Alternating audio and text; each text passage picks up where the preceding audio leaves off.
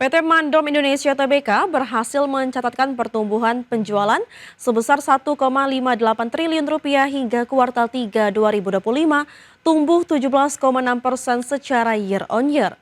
Pencapaian ini didorong oleh kontribusi kuat dari penjualan domestik.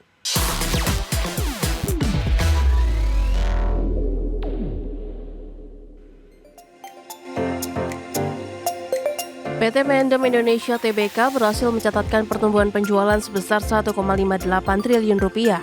Penjualan domestik Mandom tumbuh signifikan sebesar 37% dari 774,7 miliar rupiah menjadi 1,06 triliun rupiah. Menjadi penggerak utama pertumbuhan perusahaan di periode ini. Meski penjualan ekspor mengalami penurunan yaitu sebesar 519,72 miliar rupiah, dibandingkan tahun sebelumnya yang mencapai 569,91 miliar rupiah, perusahaan tetap fokus mengoptimalkan pasar dalam negeri yang menunjukkan tren positif.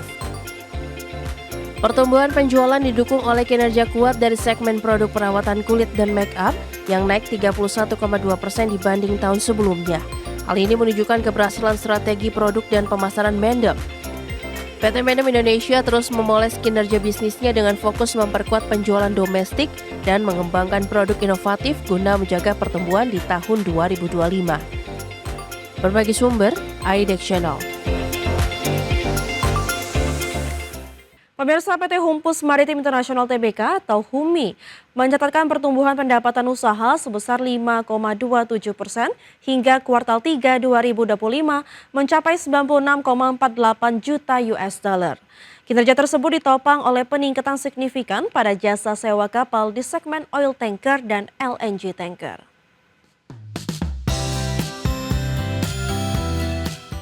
PT Humpus Maritim Internasional Tbk atau HUMI mencatatkan pertumbuhan pendapatan usaha sebesar 5,27% hingga kuartal 3 2025, mencapai 96,48 juta US dollar. Berdasarkan laporan resmi perusahaan, peningkatan pendapatan berasal dari lonjakan pendapatan sewa kapal di segmen oil tanker yang mencapai 30,55 juta US dollar atau naik lebih dari 160% dibandingkan tahun sebelumnya. Pendapatan dari jasa sewa kapal LNG juga tumbuh lebih dari 21% menjadi 28,11 juta US dollar pada periode yang sama. Direktur Utama HUMI Tirta Hidayat mengatakan bahwa pertumbuhan tersebut mencerminkan strategi ekspansi perusahaan dalam memperkuat kapasitas dan efisiensi operasional. Meski mencatatkan peningkatan pendapatan, laba bersih HUMI turun menjadi 7,64 juta US dollar hingga kuartal 3 2025. Manajemen menjelaskan bahwa penurunan laba disebabkan oleh fokus perusahaan pada investasi jangka panjang yang berdampak sementara terhadap profitabilitas. Dari sisi neraca, total aset meningkat menjadi 323,73 juta US dollar atau naik hampir 7% dibandingkan tahun lalu, seiring dengan bertambahnya aset produktif perusahaan. Adapun sepanjang 2025, HUMI menargetkan pembelian 10 kapal baru untuk memperkuat armada dan kapasitas layanan. Hingga akhir September, 6 kapal telah berhasil diakuisisi dengan realisasi anggaran mencapai 56%. Tirta menegaskan bahwa fokus utama perusahaan kini tertuju pada optimalisasi aset baru, peningkatan efisiensi dan penguatan posisi HUMI di pasar perkapalan nasional yang berdaya saing tinggi. Berbagi sumber, IDEX Channel. Pemirsa, Badan Pengelola Investasi Danantara memastikan penggunaan modal untuk waste to energy akan berasal dari dana Patriot Bond. Proses tender mitra kerjasama Badan Usaha Pengembangan dan Pengelolaan Proyek Pengolahan Sampah menjadi energi listrik akan dimulai pada tanggal 6 November 2025. Badan Pengelola Investasi Danantara menyatakan proses tender Badan Usaha Pengembangan dan Pengelola Proyek Pengolah Sampah menjadi energi listrik atau waste to energy di 7 kota akan dimulai pada tanggal 6 November 2025 yang meliputi Bali, Bogor, Yogyakarta, Tangerang, Semarang, Medan, dan Bekasi. Chief Investment Officer Danantara Pandu Syahrir mengatakan, Danantara yang berperan sebagai salah satu penyuntik ekuitas waste to energy ini akan menyuntikkan 30% modal yang berasal dari Patriot Bond.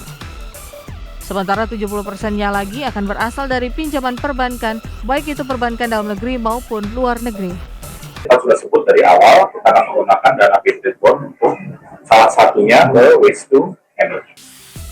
Berdasarkan catatan Danantara, hingga saat ini telah terdapat 24 perusahaan asing penyedia teknologi yang telah lolos seleksi untuk mengikuti tender sebagai mitra kerjasama Badan Usaha Pengembangan dan Pengelola Proyek Pengolah Sampah berbasis teknologi ramah lingkungan menjadi energi listrik. Jakarta, Ricky Anwardi, IDX Channel. Kementerian Energi dan Sumber Daya Mineral menargetkan penggunaan biodiesel 50% atau B50 akan bisa dilakukan pada semester 2 tahun 2026. Langkah ini untuk mengurangi impor solar dan tingkatkan nilai tambah kelapa sawit dalam negeri. Sekretaris Jenderal Kementerian ESDM Ahmad Erani Yustika menyebutkan, pemerintah menargetkan implementasi bahan bakar minyak jenis solar dengan campuran bahan bakar nabati biodiesel berbasis minyak sawit sebesar 50% atau B50. Akan berjalan pada semester 2 tahun 2026 mendatang. Saat ini pemerintah tengah melakukan tahap pengujian. Dengan adanya peningkatan dari B40 menjadi B50 ini dapat mendorong pengurangan jumlah impor BBM sehingga mampu menghemat devisa negara. Selain itu pemerintah juga akan memperhitungkan secara utuh keseluruhan peta kebutuhan dan ketersediaan bahan baku B50 yakni sawit. Mengingat sawit sendiri dimanfaatkan di berbagai sektor. Pemerintah memang merencanakan untuk menaikkan dari B40 ke B50. Tetapi itu sekarang kan masih pada tahap pengujian. Rencananya kalaupun nanti akan eksekusi pelaksanaannya B50 itu kemungkinan baru semester 2 tahun 2026. Semester kedua ya, jadi setelah Juni artinya. Tapi akan dilihat secara utuh tentang keseluruhan peta kebutuhan dan Menteri Koordinator Bidang Infrastruktur dan Pembangunan Kewilayahan Agus Harimurti Yudhoyono hari Senin menghadap Presiden Prabowo Subianto bahas utang kereta cepat Wus. AHY menyebut pemerintah memastikan akan hadir usai menyelesaikan utang kereta cepat Jakarta-Bandung Wus. Solusi terbaik tengah digodok termasuk di dalamnya restrukturisasi keuangan kereta cepat Wus. Sebelum menghadap Prabowo di Istana, AHY juga menggelar rapat koordinasi bersama Danantara, Menko Perekonomian serta Menteri Keuangan. Kita pastikan, tadi Pak Presiden menyampaikan bahwa terkait dengan kereta cepat Jakarta-Bandung, tentu negara pemerintah akan hadir. Dan kita melibatkan semua pihak. Tadi siang bertempat di Kementerian Koordinator Bidang Infrastruktur dan Pembangunan Kewilayahan, kami menggelar rapat koordinasi. Tadi saya mengundang Menteri Investasi yang juga adalah CEO Danantara, Bapak Rosan Roslani, dan jajarannya, kemudian Menteri Perhubungan, Bapak Dudi Purwagandi dan jajarannya, termasuk para pejabat di Kementerian Koordinator Perekonomian dan juga Kementerian Keuangan. Kami sepakat untuk menghadirkan solusi yang terbaik, yang paling visible, yang paling baik untuk semua. Semua ingin mengambil peran, mengambil bagian dari tanggung jawab untuk melakukan restrukturisasi keuangan kereta cepat Jakarta-Bandung. Dan pada akhirnya kalau itu sudah selesai, kalau itu sudah bisa kita carikan solusi yang terbaik, barulah kita secara bersamaan juga mengembangkan kereta cepat untuk jalur-jalur berikutnya. Termasuk beberapa saat yang lalu, Pak Presiden menyampaikan kenapa tidak Jakarta-Surabaya, bahkan sampai dengan Banyuwangi. Harapannya akan membuka atau memberikan jalan bagi pemerataan pembangunan. Ini berbicara keadilan, saya ulangi, berbicara keadilan dan pemerataan antar wilayah. Tidak boleh ada yang tertinggal dan tidak boleh ada yang kemudian tidak terjangkau.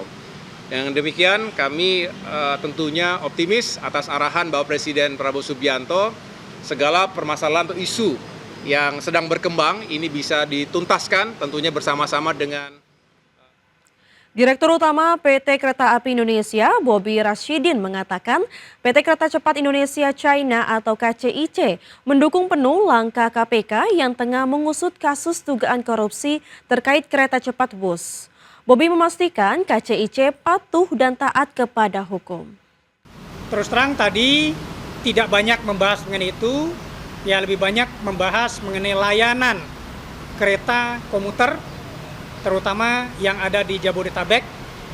Ya, tapi beliau sedikit menyinggung bahwa ini akan segera dibicarakan yang untuk kereta cepat itu.